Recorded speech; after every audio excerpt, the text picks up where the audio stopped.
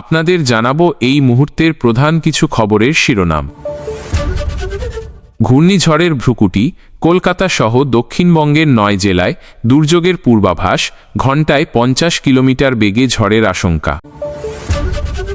ভারতের সেমিকন্ডাক্টর শিল্পে নতুন বিনিয়োগ, এই রাজ্যেই স্থাপিত হবে অত্যাধুনিক ষষ্ঠ কারখানা। উত্তর দিনাজপুর সীমান্তে উত্তেজনা, বাংলাদেশি দুষ্কৃতীদের হামলায় জখম বিএসএফ জওয়ান, আঙুল কেটে নেওয়ার অভিযোগ। পাকিস্তান ইস্যুতে কেন্দ্রের পদক্ষেপের প্রতি পূর্ণ সমর্থন জানালেন মুখ্যমন্ত্রী, জাতীয় সুরক্ষায় ঐক্যের বার্তা। পশ্চিমবঙ্গে শিল্প প্রসারের নয়া উদ্যোগ, মুখ্যমন্ত্রী ঘোষণা করলেন 23টি নতুন শপিং মল তৈরির পরিকল্পনা।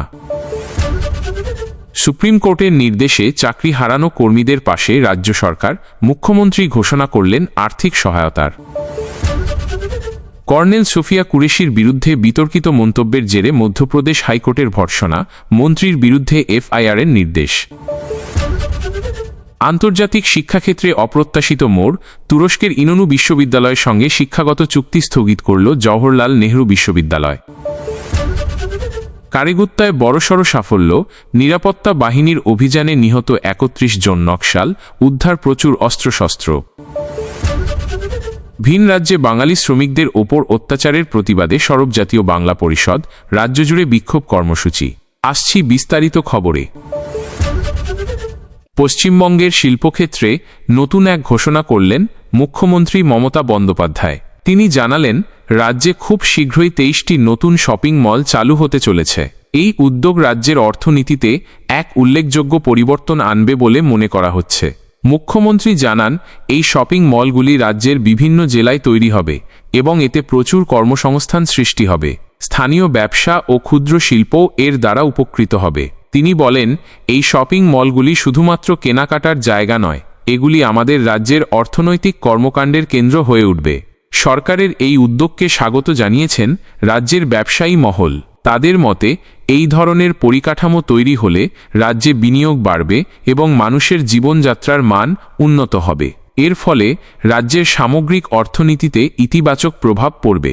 মুখ্যমন্ত্রী আরও জানান, এই শপিং মলগুলিতে স্থানীয় শিল্পীদের তৈরি হস্তশিল্প এবং অন্যান্য সামগ্রী বিক্রির জন্য বিশেষ ব্যবস্থা রাখা হবে। এর মাধ্যমে স্থানীয় শিল্পীরা তাদের পণ্য বৃহত্তর বাজারে পৌঁছে দিতে পারবেন। এই ঘোষণার ফলে রাজ্যের যুবকদের মধ্যে নতুন আশার সঞ্চার হয়েছে। তারা মনে করছেন, এই প্রকল্প তাদের জন্য নতুন কর্মসংস্থানের সুযোগ তৈরি করবে।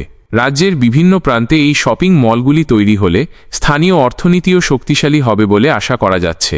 মুখ্যমন্ত্রী জানিয়েছেন, এই প্রকল্প দ্রুত বাস্তবায়নের জন্য সরকার সব রকম সহযোগিতা করবে।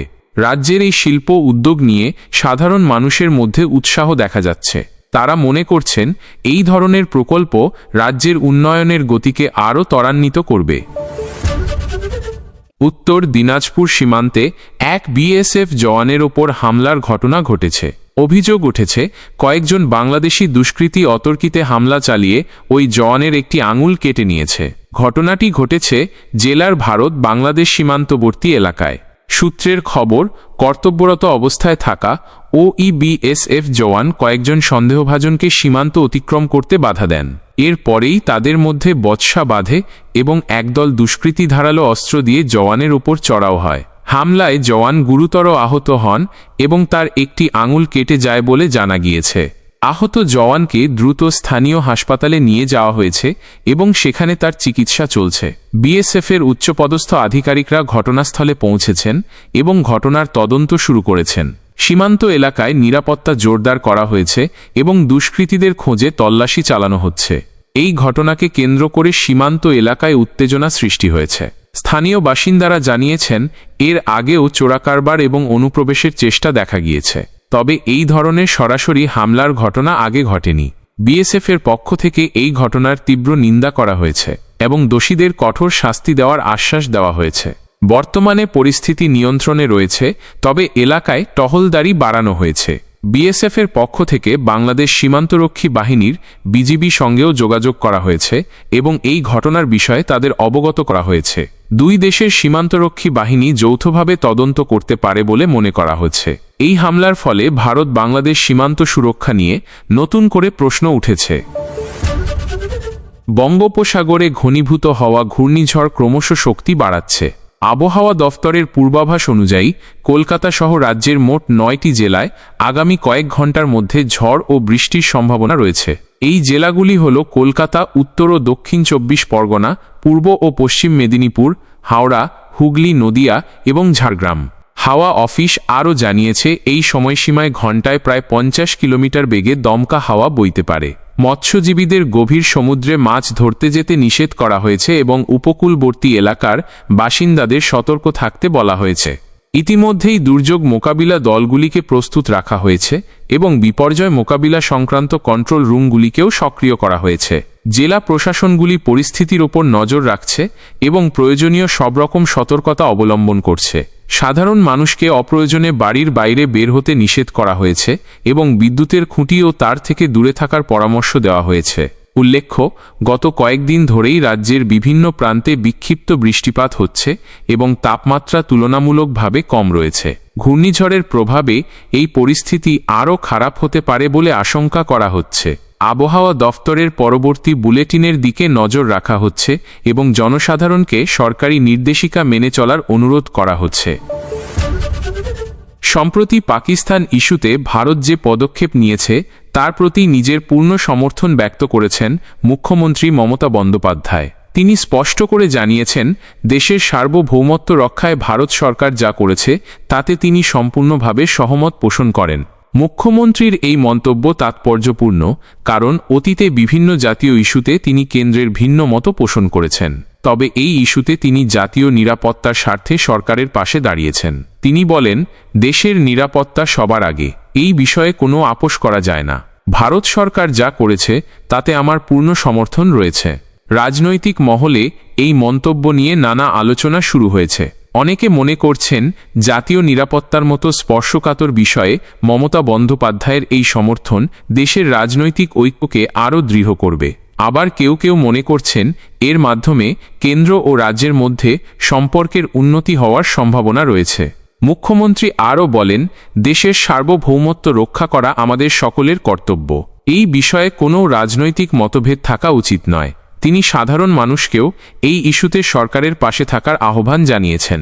এই মন্তব্যের পর রাজনৈতিক বিশ্লেষকেরা মনে করছেন, জাতীয় নিরাপত্তা এবং আন্তর্জাতিক সম্পর্কের ক্ষেত্রে মমতা বন্দ্যোপাধ্যায়ের এই অবস্থান একটি গুরুত্বপূর্ণ বার্তা বহন করে। এই বিষয়ে রাজ্য ও কেন্দ্রের মধ্যে সহযোগিতা দেশের সুরক্ষাকে আরও শক্তিশালী করবে।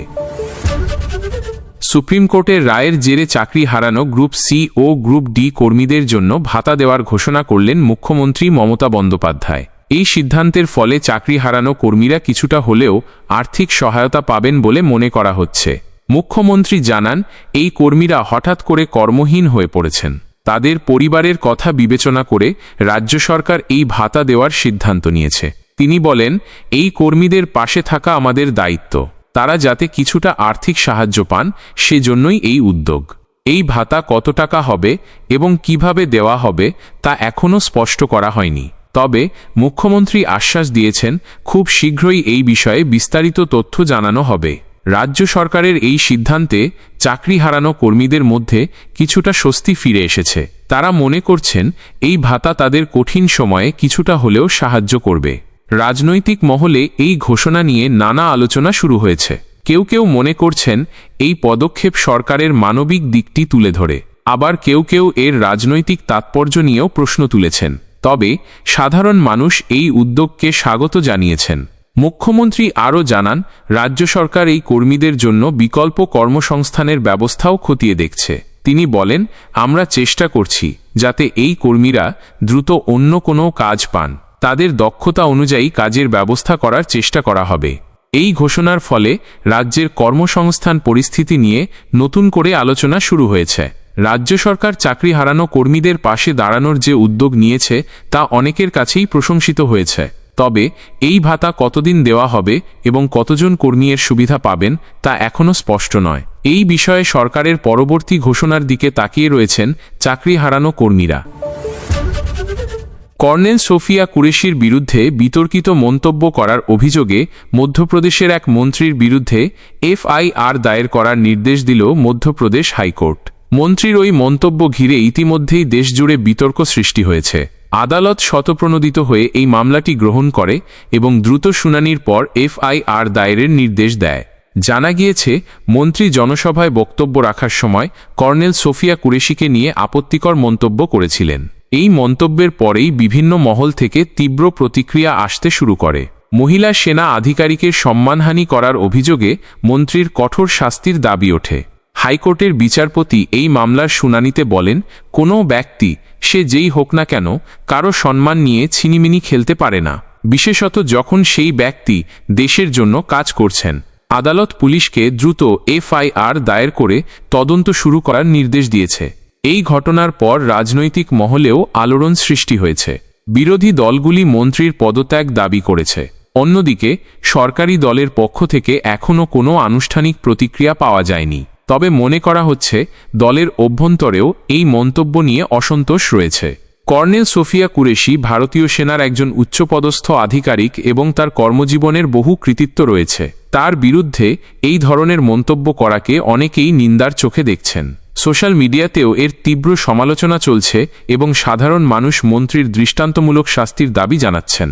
হাইকোর্টের এই নির্দেশ আইনের শাসন প্রতিষ্ঠায় একটি গুরুত্বপূর্ণ পদক্ষেপ বলে মনে করছেন আইনজীবীরা। তারা বলছেন, এর মাধ্যমে এই বার্তা দেওয়া হলো যে আইন সকলের জন্য সমান এবং কেউই আইনের ঊর্ধ্বে নন।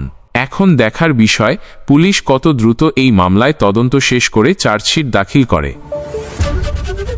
অন্যান্য রাজ্যে কর্মরত বাঙালি শ্রমিকদের ওপর অত্যাচারের প্রতিবাদে সরব হল জাতীয় বাংলা পরিষদ।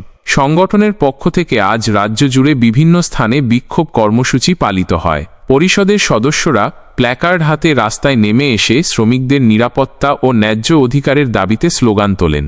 বিক্ষোভকারীদের অভিযোগ, ভিন রাজ্যে কাজে যাওয়া বহু বাঙালি শ্রমিক নানা ধরনের হয়রানির শিকার হচ্ছেন। তাদের ন্যায্য মজুরি দেওয়া হচ্ছে না, কর্মক্ষেত্রে দুর্ব্যবহার করা হচ্ছে এবং অনেক ক্ষেত্রে শারীরিক নির্যাতনের ঘটনাও ঘটছে। জাতীয় বাংলা পরিষদের নেতারা এই ঘটনার তীব্র নিন্দা জানান এবং অবিলম্বে এর প্রতিকার চেয়ে সরকারের কাছে দাবি জানান। সংগঠনের এক মুখপাত্র বলেন, আমাদের রাজ্যের বহু মানুষ জীবিকার তাগিদে অন্য রাজ্যে যান। সেখানে তারা যদি সুরক্ষিত না থাকেন এবং প্রতিনিয়ত অত্যাচারের শিকার হন, তাহলে এটা অত্যন্ত উদ্বেগের বিষয়। আমরা চাই সরকার অবিলম্বে এই বিষয়ে হস্তক্ষেপ করুক এবং ভিন রাজ্যে কর্মরত বাঙালি শ্রমিকদের নিরাপত্তা সুনিশ্চিত করুক। বিক্ষোভ কর্মসূচিতে অংশ নেওয়া শ্রমিকরাও তাদের তিক্ত অভিজ্ঞতার কথা জানান। তারা বলেন, কাজের পরিবেশ অত্যন্ত খারাপ, থাকার জায়গার অভাব এবং অসুস্থ হলে চিকিৎসার কোনো সুযোগ নেই। এমন পরিস্থিতিতে কাজ করা তাদের জন্য অত্যন্ত কঠিন হয়ে পড়েছে। জাতীয় বাংলা পরিষদের পক্ষ থেকে একটি স্মারকলিপিও বিভিন্ন জেলা প্রশাসনের কাছে জমা দেওয়া হয়েছে। সেই স্মারকলিপিতে ভিন রাজ্যে বাঙালি শ্রমিকদের সুরক্ষার জন্য নির্দিষ্ট পদক্ষেপ নেওয়ার এবং তাদের অভিযোগগুলি গুরুত্ব সহকারে দেখার অনুরোধ জানানো হয়েছে। পরিষদ হুঁশিয়ারি দিয়েছে, যদি সরকার এই বিষয়ে কোনো ঠোস পদক্ষেপ না নেয়, তাহলে তারা আগামী দিনে আরও বৃহত্তর আন্দোলন গড়ে তুলবে।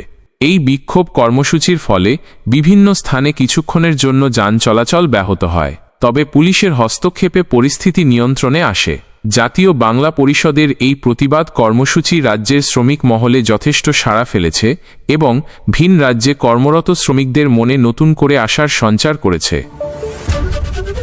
ছত্তিশগড়ের কারেগুত্তায় এক বড়সড় নকশাল বিরোধী অভিযানে সাফল্য পেয়েছে নিরাপত্তা বাহিনী। সিআরপিএফের ডিজি এবং ছত্তিশগড় পুলিশের ডিজিপি যৌথভাবে জানিয়েছেন, এই অভিযানে মোট ৩১ জন নকশাল নিহত হয়েছে।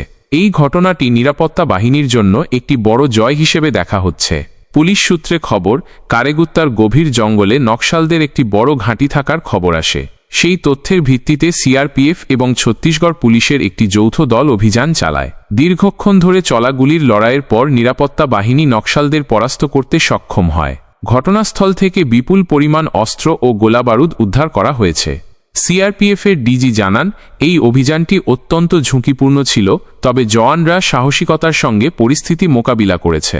তিনি নিহত নকশালদের পরিচয় এবং তারা কোন গোষ্ঠীর সঙ্গে যুক্ত ছিল সে বিষয়ে বিস্তারিত তথ্য খুব শীঘ্রই প্রকাশ করা হবে বলে জানিয়েছেন।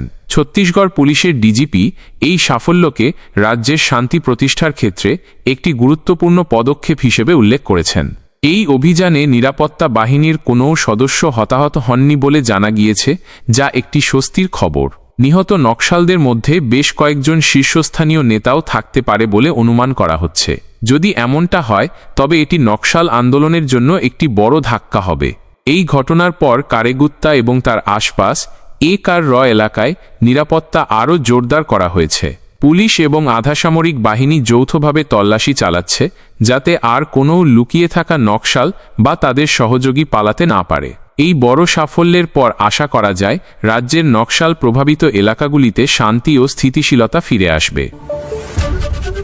ভারতের ইলেকট্রনিক্স শিল্পে আরও এক ধাপ উন্নতি হতে চলেছে। জানা গিয়েছে খুব শীঘ্রই দেশে ষষ্ঠ সেমিকন্ডাক্টর প্ল্যান্টটি স্থাপিত হবে। এই অত্যাধুনিক প্ল্যান্টটি কোন রাজ্যে তৈরি হবে সেই বিষয়ে ইতিমধ্যেই জল্পনা শুরু হয়েছে। বিভিন্ন সূত্রে খবর, বেশ কয়েকটি রাজ্য এই প্রকল্পের জন্য আগ্রহ দেখিয়েছে। কেন্দ্রীয় সরকার সেমিকন্ডাক্টর উৎপাদনের ওপর জোর দিচ্ছে এবং এই শিল্পে স্বনির্ভরতা অর্জনের লক্ষ্যে একাধিক পদক্ষেপ নিয়েছে। এর আগে দেশে 5টি সেমিকন্ডাক্টর প্ল্যান্ট স্থাপনের কাজ শুরু হয়েছে। নতুন এই প্ল্যান্টটি তৈরি হওয়ার পরে দেশের ইলেকট্রনিক্স ইকোসিস্টেম আরও শক্তিশালী হবে বলে আশা করা যাচ্ছে। বিশেষজ্ঞদের মতে সেমিকন্ডাক্টর প্ল্যান্ট স্থাপিত হলে সেই রাজ্যের অর্থনীতিতে বড় ধরনের পরিবর্তন আসবে, কর্মসংস্থান বাড়বে এবং আনুষঙ্গিক শিল্পগুলিরও বিকাশ ঘটবে।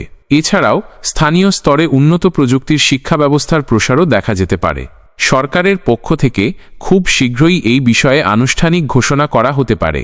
তবে কোনো রাজ্য এই গুরুত্বপূর্ণ প্রজেক্টটি পাবে তা নিয়ে আগ্রহ এখন তুঙ্গে।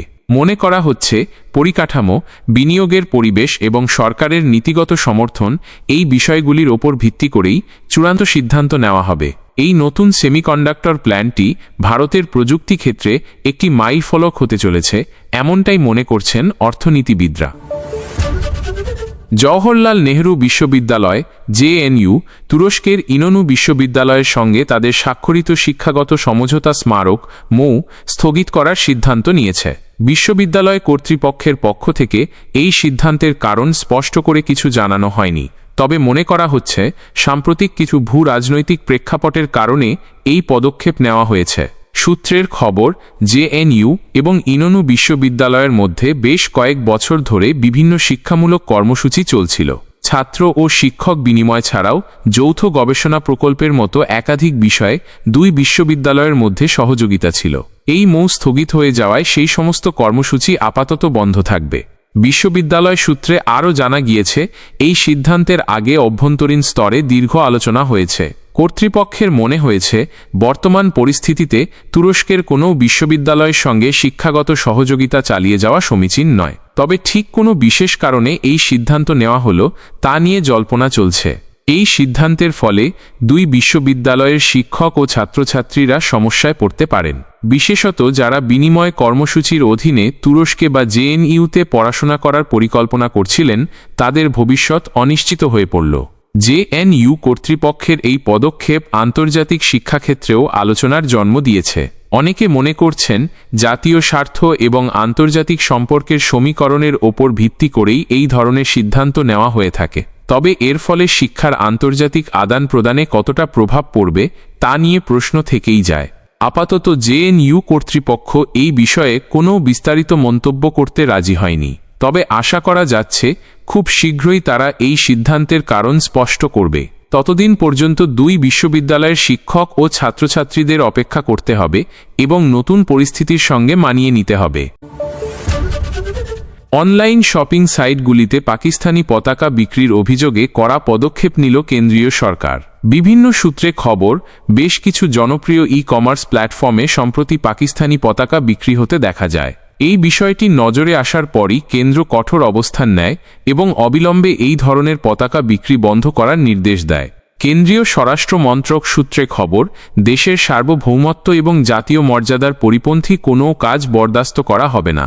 অনলাইন প্ল্যাটফর্মগুলি যাতে এই ধরনের সংবেদনশীল বিষয়ে আরও সতর্ক থাকে সেই বিষয়েও নির্দেশিকা জারি করা হয়েছে। ইতিমধ্যেই বেশ কিছু সাইট তাদের প্ল্যাটফর্ম থেকে পাকিস্তানি পতাকা সরিয়ে নিয়েছে বলে খবর পাওয়া গিয়েছে। সরকারের এই পদক্ষেপকে স্বাগত জানিয়েছেন সাধারণ মানুষ এবং বিভিন্ন জাতীয়তাবাদী সংগঠন। তারা মনে করছেন এই ধরনের কার্যকলাপ দেশের অখণ্ডতার পরিপন্থী এবং এর বিরুদ্ধে কঠোর ব্যবস্থা নেওয়া জরুরি ছিল। সোশ্যাল মিডিয়াতেও এই নিয়ে মিশ্র প্রতিক্রিয়া দেখা গেছে, তবে অধিকাংশই সরকারের পদক্ষেপকে সমর্থন করেছেন। কেন্দ্রীয় সরকারের পক্ষ থেকে অনলাইন শপিং সাইটগুলিকে স্পষ্ট বার্তা দেওয়া হয়েছে যে ভবিষ্যতে যদি এই ধরনের ঘটনা ঘটে তবে তাদের বিরুদ্ধে কঠোর আইনি ব্যবস্থা নেওয়া হবে। শুধু তাই নয়, এই বিষয়ে নজরদারি আরও বাড়ানো হবে বলেও জানানো হয়েছে। এই ঘটনার পরিপ্রেক্ষিতে অনলাইন ব্যবসায়িক সংস্থাগুলি তাদের নীতি পর্যালোচনা করতে পারে এবং ভবিষ্যতে যাতে এই ধরনের বিতর্ক এড়ানো যায় সেই বিষয়ে পদক্ষেপ নিতে পারে। দেশের আইন এবং জাতীয় ভাবাবেগের প্রতি সম্মান জানানো তাদের ব্যবসায়িক কর্তব্যের মধ্যেই পড়ে, এমনটাই মনে করছেন বিশেষজ্ঞরা।